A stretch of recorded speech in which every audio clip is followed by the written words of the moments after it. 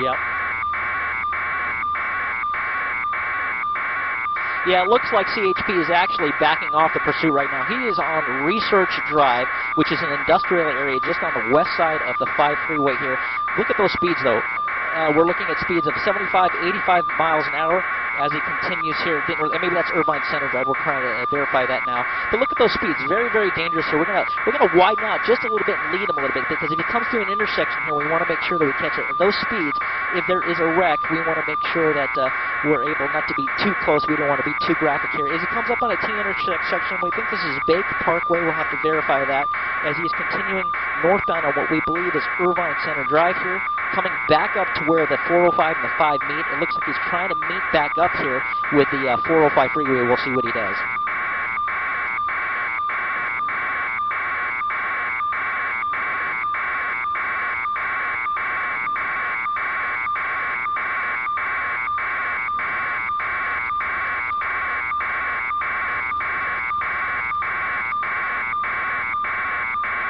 Right.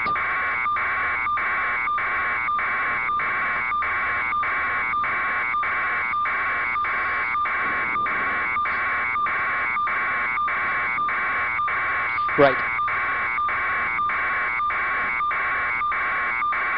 Yeah, what they do, that they try to get the suspect, and the suspect looks in the rearview mirror and sees that there's no black and whites behind him. Sometimes, just sometimes, they'll slow down and maybe realize they're in the clear, get out of the vehicle, and then as we get back on the southbound 405 from Irvine Spectrum Drive here, they'll try to back off the pursuit a little bit and see if he'll give it up or slow down. This has not been the case with this suspect in this vehicle. Every time they've backed up, he's actually picked up speed.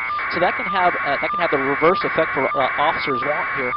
As we come back on the southbound on the 405, we are approaching the 5 freeway back at the El Toro Y. So that has not been the situation. We understand that CHP did take that over from Santa Ana. I'm not sure if they've re-engaged now that he's back on the highway. But it looks like we're going to get right back off the freeway here, or that may be the interchange. We're not sure if that's an off-ramp or an interchange. It may be the same off-ramp that gets them off at Bake Parkway here, right near the El Toro Y.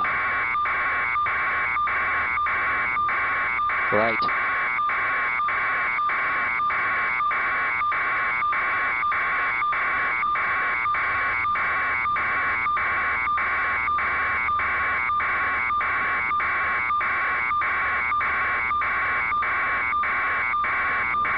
Yeah, we're back on the southbound 5 here. The 405 actually dumps into the 5 here, the El Toro Y. So we're right back where we were just a few minutes ago.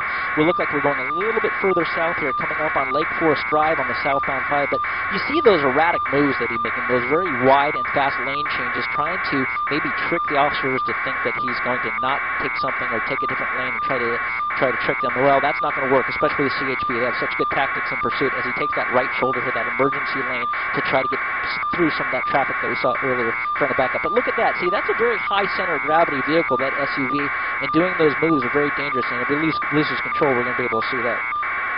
And it looks like we're going to be right back off, guys, at Lake Forest Drive, the same place that we just exited. Here we'll see if he goes westbound again. It looks like he's set up for a westbound turn on the off-ramp here at Lake Forest Drive from the 5 freeway. We'll see if he does that same route again.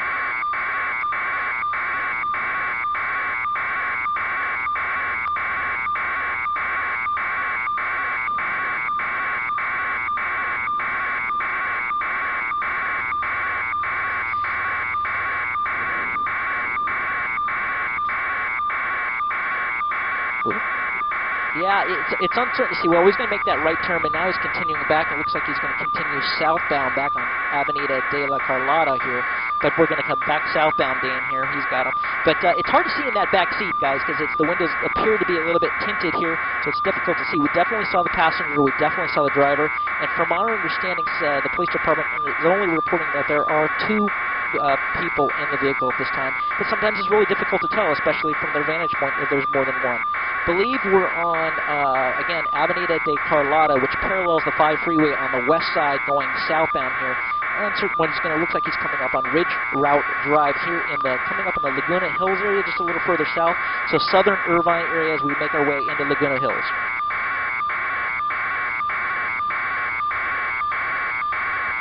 Yep, wrong side of the road. Not a good thing. Head-on traffic up ahead here, David and Alan. Sorry to interrupt, but doing some very evasive, dangerous driving here right now on Avenida de la Carlota going southbound.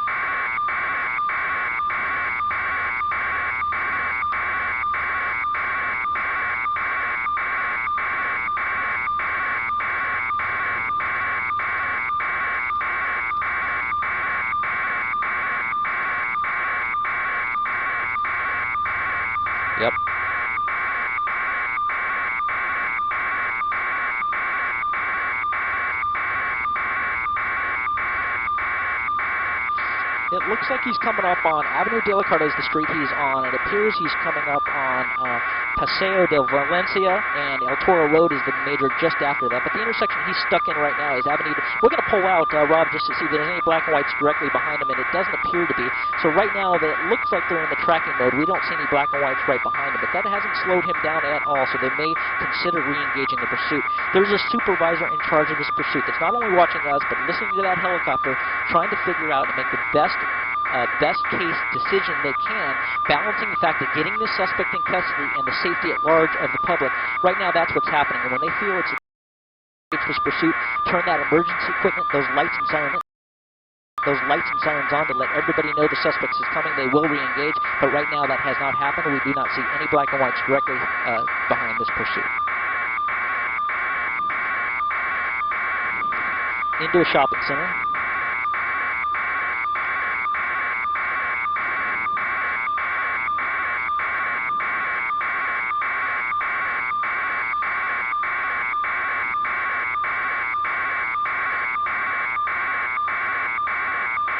Right.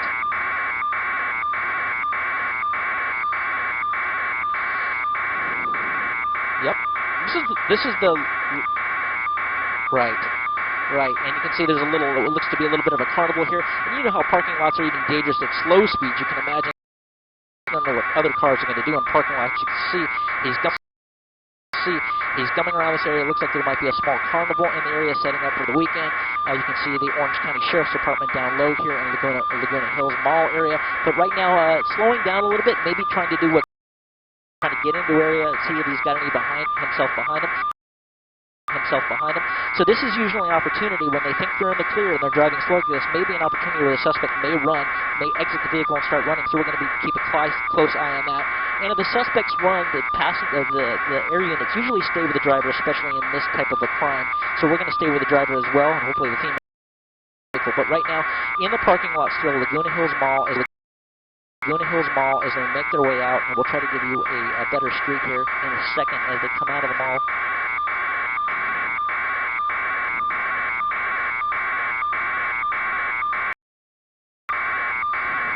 Right.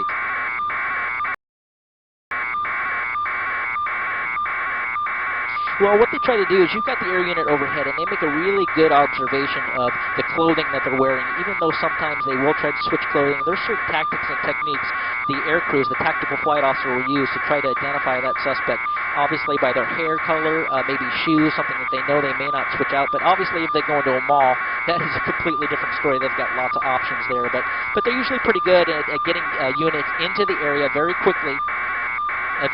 Getting units into the area very quickly to try to get to that area. And then we'll talk to people. They will talk to people and say, hey, which way did he go? And they'll try to get to him. And they're going to go between the buildings here, so we're going to try to get close on this.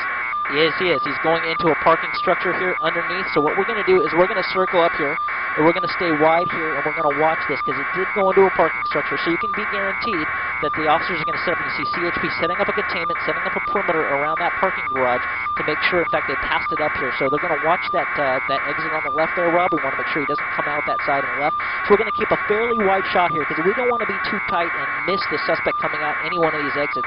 But the parking structure you see right there with the parking lot on the roof, that's where the suspect was last seen in there. We're going to keep it a little tighter over here, Dane, a little bit tighter here. And to the left, Rob, I think it's that smaller parking structure is the one we're looking at. And you can see that, I think that might be Huntington Beach down low, orbiting. The Saddleback Medical Center is what we're hearing. Right. You can see CHP. They're setting up the containment. That CHP officers are setting up on that side. They're going to lock this thing down. And you can see him running into that area or trying to, maybe that is Orange County Sheriff's, not CHP. They'll get multiple units around this parking structure trying to lock it down, because again, he was last seen in that area. We did not see anybody exit, but we're gonna try to keep orbiting here if we can, Dan, so we can keep an eye on all exits here. Okay, so right. So we're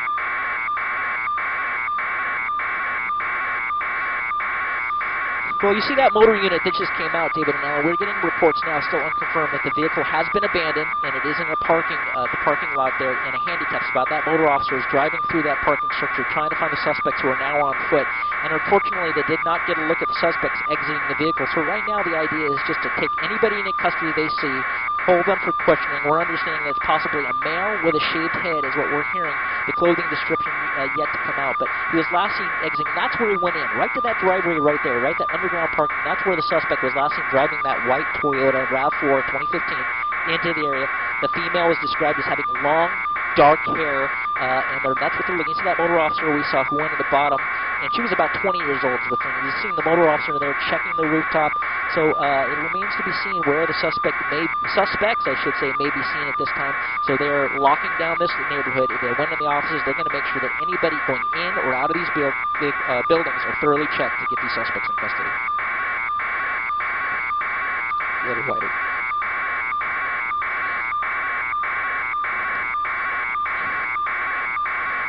Right.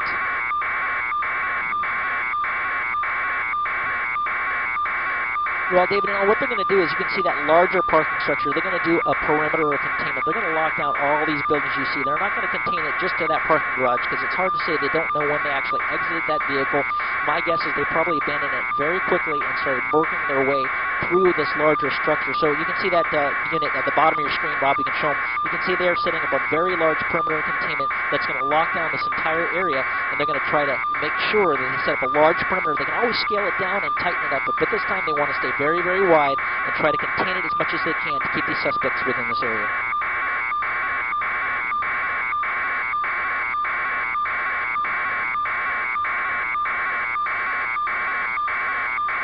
Well, I would assume so, David. It just depends on how much good information, again, descriptions of the suspect, and that's based on what officers saw in the vehicle. Again, a male with a shaved head and a female with long dark hair in her 20s. That's not a really good description, especially with no clothing. So they're going to talk to people. They're going to see if anybody saw anybody running through or walking through very suspiciously. So that's what they're going to try to do. You can see sheriffs are talking with CHP and other agencies in the area. Sharing information is very, very important so they can make sure that they can try to identify these suspects. But yeah, I would assume that everybody's going to be extremely delayed here unless they come out or they find them hiding somewhere in here. But I think this is one of those situations, unfortunately, that we just talked about, that they're going to try to blend into the area and try to fit in with the rest of the patients or staff in this area.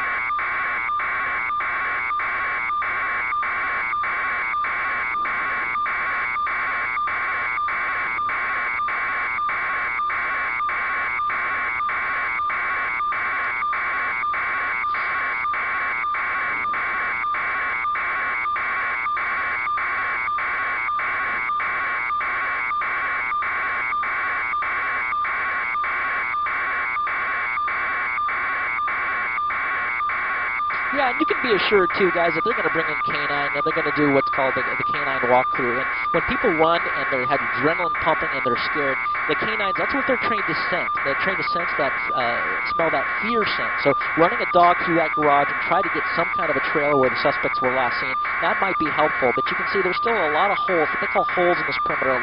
They've got to get a lot of units here to cover mid-block, cover the corners. This is a very large area, Saddleback Hospital here. A lot of nooks and crannies and parking lots. This is an extremely large area. Now, it may come down to this, right? This is a stolen vehicle suspect. We have a stolen vehicle felony. We got felony evading. I'm not sure what other crimes are involved, but they may look at this and go, if they have information of who the suspect was, possibly, if this was a stolen vehicle, may have been someone who knew someone that took the vehicle without permission. There could be a lot of circumstances that are prevalent in this case where they might know who it is. It might be a named suspect, and at that time they'd say, you know what, we'll get them another time. We know where they live. But it's uncertain if that's the case or not. We're just trying to throw out some information. But right now, this would be an extremely large perimeter and take an extreme amount of time to get a stolen vehicle, a suspect. They may assess that if this is really tying up all these people and tying up this area for that long a time, if it's really worth it. But we'll see. We'll see what they're wanting for. They may. We don't know.